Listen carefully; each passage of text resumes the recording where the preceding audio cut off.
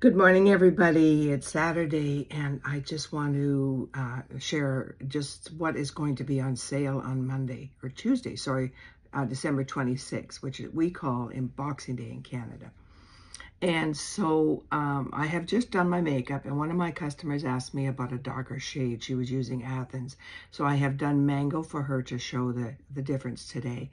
And I added grape and a little bit of black cherry. The grape gives it the translucent look. And by itself even, it's pretty nice, right? It's very pretty shade.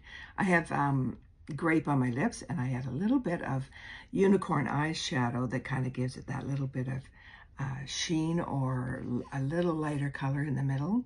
And I put my balm on top of it, right? So I have London on my eyelids, on my eyeshadow, and just line my eyes with my eyeliner.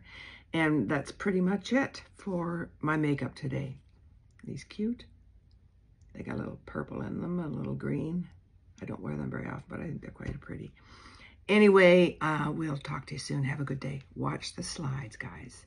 Text me if you have any questions, if I can help. Have a good day.